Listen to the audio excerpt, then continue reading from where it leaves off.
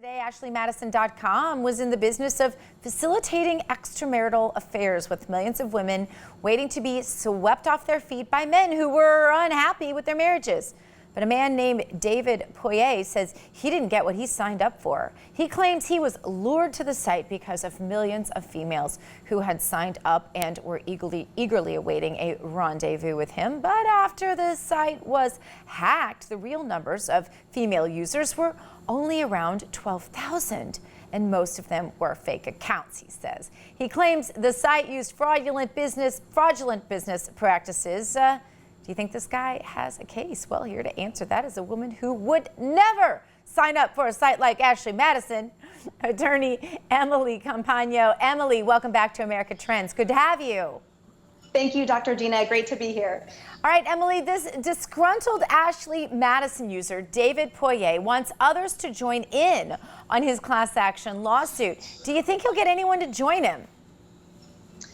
Yes, actually, and I had to divorce myself from the morality here and the fact that these users are now victims. I definitely had to divorce myself from that, no pun intended.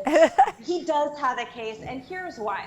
So in my research of this is far beyond the, for example, Match.com suit that was earlier, where people were saying, hey, these are fake accounts, and I was lured in by someone false.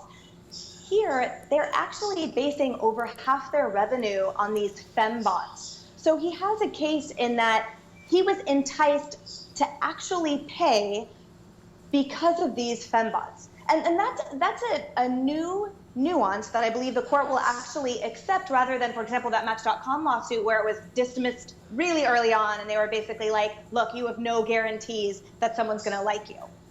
Okay, so his lawsuit, does it depend on others joining him? I mean, can you do a class action lawsuit without other people joining you? Right, class action, party for one. You can't, but remember, it has to be certified. So he can still bring a suit on his own behalf. And let's say he wanted to do a class action, he actually did have people with him. You go through that process and a judge certifies it, and then it's actually class action, and then it goes through the courts in that way. But that's a separate procedure than him filing individually and not getting class action status. That doesn't dismiss the suit. So it would still be potentially procedurally okay for him to proceed as an individual. He would have to prove standing in a different capacity. So this is different than the merits, and it's basically a procedural element.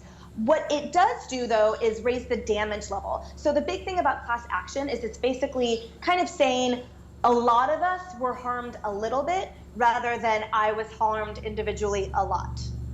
Okay, now, so this is another one of my questions I've always wondered about class action lawsuits. Who is dumb enough to believe that there are a bunch of women out there waiting to chat with a bunch of cheat with a bunch of desperate men and meet up with them? I mean, it doesn't pass the stupid smell test, so does that matter in a court? Here's what I was thinking about this, as I was basically saying the same thing in my head and being like, yes, it's a difficult thing to swallow as a rational, intelligent woman. But just because someone is morally corrupt, you could argue, or really annoying, it doesn't preclude them from being afforded the same protection in terms of business, fair use, fair practices, and protected from deceptive acts. So if someone is lured under false pretenses, and it states very clearly, we only use fembots for marketing purposes, or we are only doing this for market research analysis, for entertainment, this is in no way used to lure you in and to make profit, and then that's untrue, then he does have a case there. Even though it's a poor issue to argue in terms of the actual concept of it, he has that protection because he is a consumer, and this is technically a legal business, albeit an unfortunate and kind of disgusting one. So the fact that this man's expectations were ridiculous has really no bearing on this case. I mean, he couldn't have really expected to have millions of women begging to meet him online, right? I hope not. So the difference here, and again, kind of going back to that Match.com thing, if he was simply arguing, I thought there was going to be millions of women signing up for me or signing up to meet with me, and now I realize my chances were really only 5%, then he wouldn't really have a case. That would be kind of similar to the Match.com thing, where it's basically saying exactly what you just argued. Look, you're signing up for this dating service. You can't expect something specific. You can't expect a certain quantity of women to come after you. And of course, half of these are going to be false. But if he argues that nuanced detail of, I was lured into becoming a paid member based on a false fembot who I engaged with thinking that it was a real person, then that's where he has a better argument. I wonder if anybody actually ever had an affair with the help of Ashley Madison, or if maybe it was just a scheme to get guys to sign up with really no intention of ever making that happen. Is that a possibility? Probably. I feel like anything is possible. We're especially learning that with this. I feel like the more that I learn about this and the more that I learn about the company, it seems like the most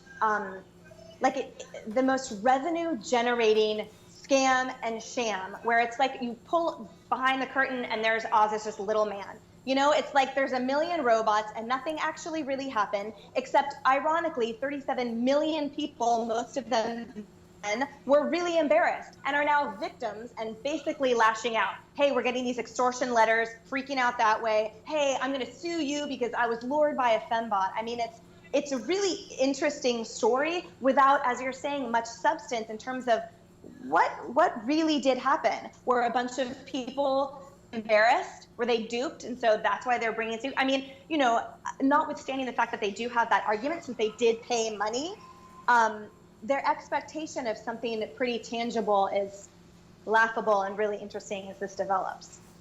All right, Emily. Well, we appreciate all of your wisdom on this. It certainly is.